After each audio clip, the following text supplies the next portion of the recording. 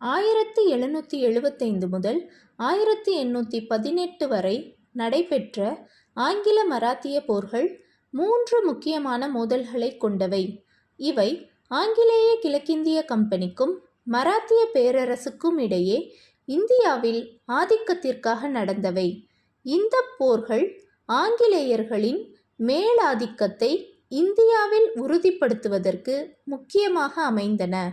முதல் ஆங்கில மராத்திய போர் 1775 முதல் 1782 வரை. பின்னணி: மராத்திய பேரரசில் உள்நாட்டு அரசியல் மோதல்கள், குறிப்பாக பேஷ்வா ரகுநாதராவ் மற்றும் மற்ற மராத்திய தலைவர்களுக்கு இடையேயான மோதல் ஆங்கிலேயர்களின் தலையீட்டிற்கு வழிவகுத்தது.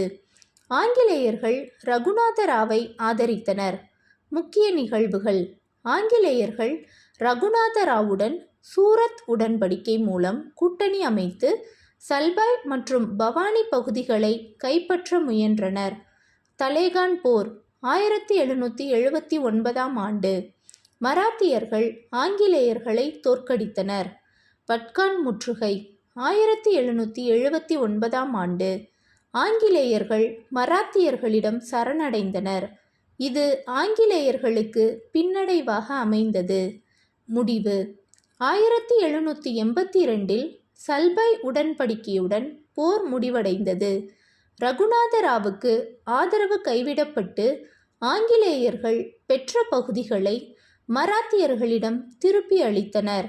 தாக்கம்: இந்த போர் மராத்திய பேரரசின் உள் பலவீனங்களை வெளிப்படுத்தியது மற்றும் ஆங்கிலேயர்களுக்கு மராத்திய அரசியலில் தலையிடுவதற்கு வாய்ப்பளித்தது.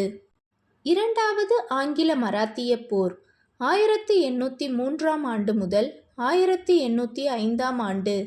பின்னணி: மராத்திய பேரரசில் உள்ள பேஷ்வா மற்றும் பிற தலைவர்களுக்கு இடையேயான மோதல்கள் தொடர்ந்தன.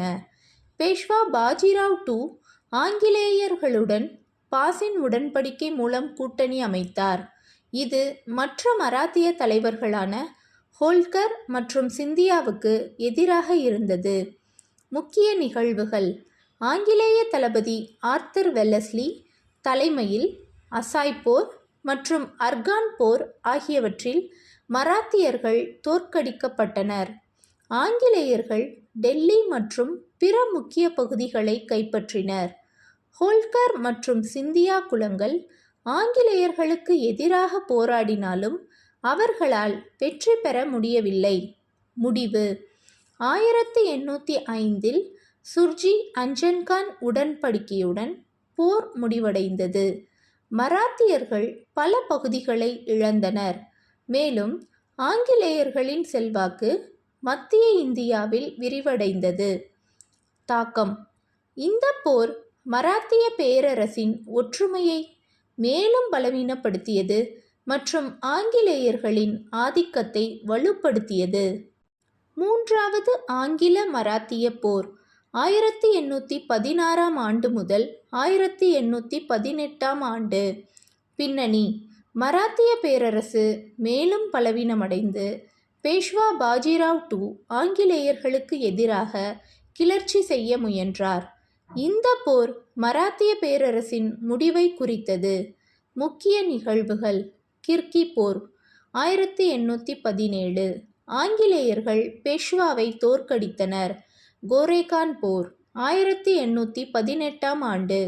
சிறிய ஆங்கில மராத்திய கூட்டுப்படை பேஷ்வாவின் பெரிய படையை எதிர்த்து வெற்றி பெற்றது. ஆங்கிலேயர்கள் புனே மற்றும் பிற மராத்திய கோட்டைகளை கைப்பற்றினர். ஹோல்கர் மற்றும் சிந்தியா குலங்கள் ஆங்கிலேயர்களுக்கு அடிபணிந்தனர். முடிவு: 1818 பேஷ்வா பாஜிராவ் II சரணடைந்தார், மேலும் மராத்திய பேரரசு முற்றிலும் ஆங்கிலேயர்களின் கட்டுப்பாட்டில் வந்தது. பேஷ்வா பதவி ஒழிக்கப்பட்டு மராத்திய பகுதிகள் ஆங்கிலேய இந்தியாவுடன் இணைக்கப்பட்டன. தாக்கம்: இந்த போர் மராத்திய பேரரசின் முடிவை குறித்தது மற்றும் இந்தியாவில் ஆங்கிலேயர்களின் முழுமையான ஆதிக்கத்தை உறுதிப்படுத்தியது.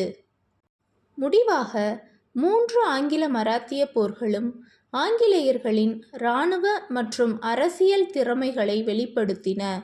முதல் போர் ஒரு தற்காலிக பின்னடைவாக இருந்தாலும், இரண்டாவது மற்றும் மூன்றாவது போர்கள் மராத்திய பேரரசின் சிதைவையும் ஆங்கிலேயர்களின் இந்தியாவில் முழுமையான ஆதிக்கத்தையும் உறுதிப்படுத்தின.